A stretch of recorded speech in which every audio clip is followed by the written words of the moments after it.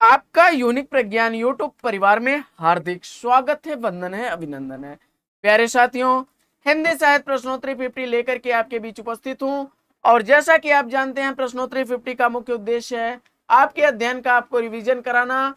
और प्रश्नोत्तरी 50 प्रारंभ की जाए उससे पूर्व देखेंगे आज का मॉर्निंग कोट्स। आज का मॉर्निंग कोट्स है कि जो हम खुशी से सीखते हैं उसे हम कभी नहीं भूलते। जी हाँ दोस्तों, और प्रश्नोत्तरी 50 को लेकर के एक शिकायत आप लोगों की है कि सर प्रश्नोत्तरी 50 में प्रश्न रिपीटेड होते हैं। तो मैं आपको इसके संदर्भ में इतना ही कहना चाहूंगा कि प्रश्नोत्तरी 50 उन सभी के लिए लाभकारी है जो चाहे शिक्षक हो, कार्यरत हो, तैयारी कर रहे हो, चैनल पर नए हो अथवा पुराने हो, क्योंकि रिवीजन आपको करना ही होगा। और करत करत अभ्यास थे जड़मत योत सुजान, रसरी आवत जाते सिल पर परत निशान। अगर नियमित किसी प्रश्न का आप अवलोकन करते हैं तो वह प्रश्न आपको कंठस्थ हो जाएगा और पलक झपकते एग्जाम में आप उसे हल कर लेंगे। तो साथियों, इसी उद्देश्य को ध्यान में रख करके प्रतिदिन प्रश्नोत्तरी 50 आपको दी जाती है। और 50 प्रश्नों को इतने कम समय में रिवाइज कर लेना, यह हमारी समझ से एक हमारी बेहतर उपलब्धि है। बाकी इसके बारे में आप क्या सोचते हैं, अपनी राय जरूर हमें दें। और जिस दिन आप कह देंगे कि सर प्रश्नोत्तरी 50 को विराम दे दिया जाए, उस दिन हम विराम दे देंगे, अन्यथा प्रश्नोत्तरी 50 इसी तरह चलती रहेगी। तो साथियों, प्रारंभ करेंगे आज की प्रश्नोत्तरी 50 का पहला प्रश्न। लेकिन पहला प्रश्न आप तक पहुंचे उससे पूर्व वीडियो को लाइक करना, चैनल पर अगर पहली बार आए तो चैनल को सब्सक्राइब करना और बगल में बने हुए बेल आइकन से ऑल बटन को भी प्रेस करना बिल्कुल ना भूलें, क्योंकि आपके लाइक शेयर सब्सक्रिप्शन से हमको मिलता है पुनर्बलन ऐसे ही पाठचर्या और ऐसे ही वीडियोज प्रतिदिन लाने के लिए। तो मुझे उम्मीद है कि आप अपना प्यार दुलार स्नेह देंगे। तो प्रारंभ करेंगे आज की पाठचर्या और देखेंगे पाठचर्या का पहला प्रश्न। नए पत्ते काव्य कृति का प्रकाशन काल क्या है? नए पत्ते काव्य कृति सूर्यकांत त्रिपाठी निराला द्वारा लिखी गई 1946 ईस्वी की प्रकाशित रचना है। अगला प्रश्न है कि जयशंकर प्रसाद की किस कृति को हिंदी का मेघदूत कहा जाता है? तो जयशंकर प्रसाद द्वारा लिखे गए आंसू को हिंदी का मेघदूत कहा जाता है। 133 छंदों का यह ग्रंथ है। 1925 ईस्वी का प्रकाशन काल है। आइए साथियों, बढ़ते हैं प्रश्न संख्या 3 की तरफ। और प्रश्न संख्या 3 है कि राम की लड़ाई नाटक के नाटककार कौन है? तो राम की लड़ाई नाटक के नाटककार लक्ष्मी नारायण है। 1979 ईस्वी का प्रकाशन काल है। अगला प्रश्न है कि हिंदी साहित्य का आलोचनात्मक इतिहास ग्रंथ के लेखक कौन है? तो हिंदी साहित्य का आलोचनात्मक इतिहास ग्रंथ लिखने वाले राम कुमार वर्मा है। 1938 ईस्वी का प्रकाशन काल है। अगला प्रश्न है कि पहल पत्रिका का प्रकाशन कब आरंभ हुआ? तो पहल पत्रिका का प्रकाशन ज्ञान रंजन संपादन थे इसके 1960 ईस्वी में इसका प्रकाशन प्रारंभ हुआ और त्रैमासिक पत्र के रूप में यह प्रकाशित होना प्रारंभ हुआ और स्थान था जयपुर। अगला प्रश्न, शहादतनामा कहानी के लेखक कौन है? तो शहादतनामा कहानी जितेंद्र भाटिया द्वारा लिखी गई कहानी है। अगला प्रश्न है कि परमात्मा का कुत्ता कहानी के लेखक कौन है? तो परमात्मा का कुत्ता कहानी मोहन राकेश द्वारा लिखी गई कहानी है।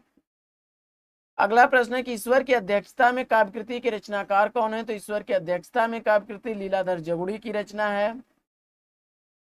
और अगला प्रश्न है कि अगली शताब्दी का शहर निबंध संग्रह के रचनाकार कौन है? तो अगली शताब्दी का शहर निबंध संग्रह श्रीलाल शुक्ल द्वारा लिखा गया 1996 ईस्वी का प्रकाशित निबंध संग्रह है।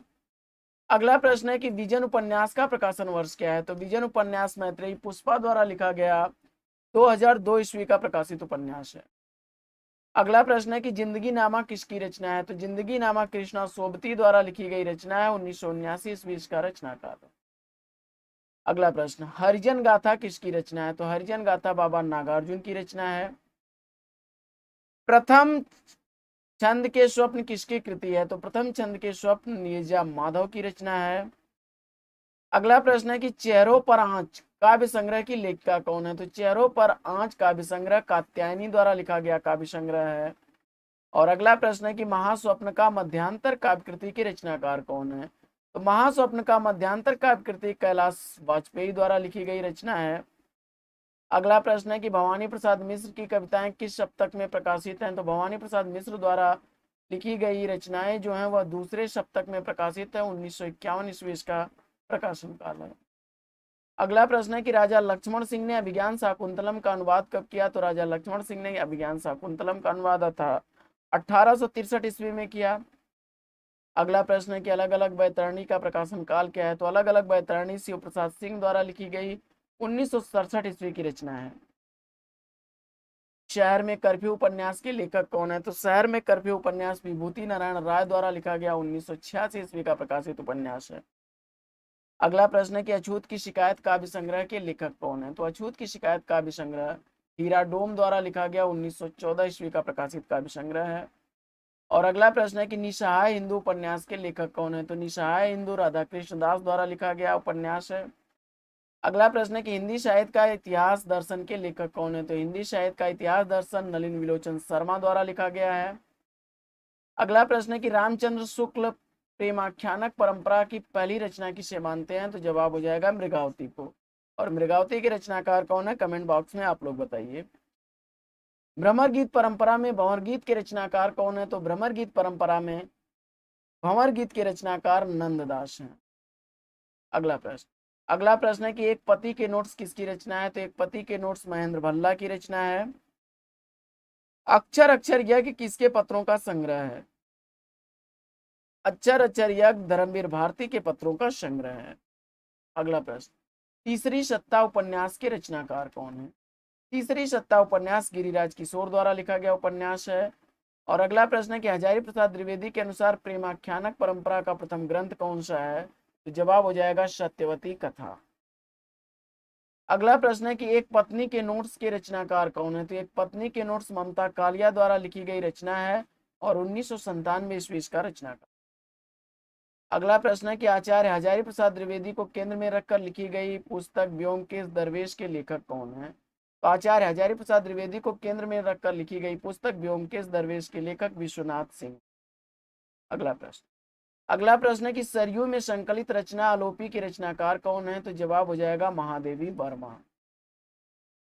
अगला प्रश्न है कि युद्ध यात्रा रिपोर्टाज के लेखक कौन है? तो युद्ध यात्रा रिपोर्टाज धर्मवीर भारती द्वारा लिखा गया रिपोर्टाज है। अगला प्रश्न, सौंदर्य की नदी नर्मदा यात्रा वृतांत का अंतिम पड़ाव कौन सा है? तो जवाब हो जाएगा सौंदर्य की नदी नर्मदा यात्रा वृतांत का अंतिम पड़ाव कोली याद भरूच है। अगला प्रश्न, सूरज चमके आधी रात यात्रा वृतांत के लेखक कौन है? तो सूरज चमके आधी रात यात्रा वृतांत हिमांशु जोशी द्वारा लिखा गया यात्रा वृतांत है। और अगला प्रश्न है कि ओजस्य समास भूयस्वतम त्वम समास की अधिकता ओज कहलाती है, कथन किसका है? तो जवाब हो जाएगा आचार्य वामन का। अगला प्रश्न है कि भारतीय वृत्ति का संबंध किस रस से है? तो जवाब हो जाएगा अद्भुत रस से। और रस का नाट्य तक सीमित रखने का सर्वप्रथम विरोध किसने किया? तो जवाब हो जाएगा अभिनव गुप्त ने। जमाने में हम आत्मकथा की रचनाकार कौन है? तो जवाब हो जाएगा निर्मला जैन। उत्पत्तिवाद किस आचार्य का सिद्धांत है? तो जवाब हो जाएगा भट्ट लोलट। और रस को व्यंजना का व्यापार किसने कहा है? तो जवाब हो जाएगा अभिनव गुप्त ने। अगला प्रश्न है कि विशिष्ट पद रचना रीति कथन किस आचार्य का है? तो जवाब हो जाएगा आचार्य वामन का। अगला प्रश्न है कि बसंत आ गया पर कोई उत्कंठा नहीं शीर्षक निबंध के लेखक कौन है? तो जवाब हो जाएगा विद्यानिवास मिश्र। अगला प्रश्न, प्रसाद पंत और मैथिली शरण नामक निबंध संग्रह किसका है? तो जवाब हो जाएगा रामधारी सिंह दिनकर का। अगला प्रश्न, साहित्यालोचन किसका लिखा हुआ समीक्षात्मक ग्रंथ है? तो जवाब हो जाएगा श्याम सुंदर दास का। अगला प्रश्न है कि चंपा बुद्धगुप्त जयशंकर प्रसाद के किस कहानी के पात्र हैं? तो जवाब हो जाएगा आकाशदीप। अगला प्रश्न, अज्ञेय की रोज कहानी किस अन्य नाम से जानी जाती है? तो जवाब हो जाएगा गैंग्रीन। अगला प्रश्न है कि कवियों की उर्मिला विषयक उदासीनता निबंध के लेखक कौन है? तो जवाब हो जाएगा महावीर प्रसाद द्विवेदी। अगला प्रश्न है कि शोभा यात्रा कहानी का प्रकाशन काल क्या है? तो भीष्म साहनी द्वारा लिखी गई शोभा यात्रा कहानी 1981 ईस्वी की प्रकाशित कहानी है। और अगला प्रश्न है कि टूटना कहानी का प्रकाशन काल क्या है? तो राजेंद्र यादव द्वारा लिखी गई टूटना कहानी 1966 ईस्वी की प्रकाशित कहानी है। और अगला प्रश्न है कि हल्कू और मुन्नी प्रेमचंद के किस कहानी के पात्र हैं? तो जवाब हो जाएगा हल्कू और मुन्नी प्रेमचंद के पूस की रात कहानी के पात्र हैं। तो साथियों, पाठचर्या कैसी लगी? अगर वीडियो अच्छा लगा हो तो लाइक करके दोस्तों में शेयर कर दीजिए। चैनल पर अगर पहली बार हैं तो चैनल को सब्सक्राइब कर लीजिए और बगल में बने हुए बेल आइकन से ऑल बटन को भी प्रेस करिए, जिससे कि आने वाले नए वीडियो की नोटिफिकेशन आपको सबसे पहले मिल सके। और वीडियो से संबंधित नोटिफिकेशन तथा पीडीएफ्स और इंफॉर्मेशन आदि प्राप्त करने के लिए आप हमारा टेलीग्राम चैनल यूनिक प्रज्ञान ज्वाइन करें, जिसका लिंक आपको वीडियो के डिस्क्रिप्शन में मिल जाएगा, अथवा टेलीग्राम चैनल में आप यूनिक प्रज्ञान टाइप करके कर सकते हैं, जो कि स्क्रीन पर आपको चल रहा है, देख सकते हैं। यूनिक प्रज्ञान UNIQUEPRAGYAN टाइप करिए और टेलीग्राम चैनल को ज्वाइन कर सकते हैं। इसके अलावा आप सोशल नेटवर्किंग साइट पर भी यूनिक प्रज्ञान, फेसबुक, ट्विटर पर भी आप हमें फॉलो कर सकते हैं। तो साथियों, आज की पाठचर्या में फिर लेते हैं यहीं पर विराम। फिर मिलेंगे आपसे अगले वीडियो में एक नए प्रकरण, एक नया टॉपिक, एक नए अंदाज में। तब तक के लिए लेंगे आपसे विदा। आपका जीवन मंगलमय हो। बेस्ट विशेष, बेस्ट ऑफ लक। जय हिंद साथियों।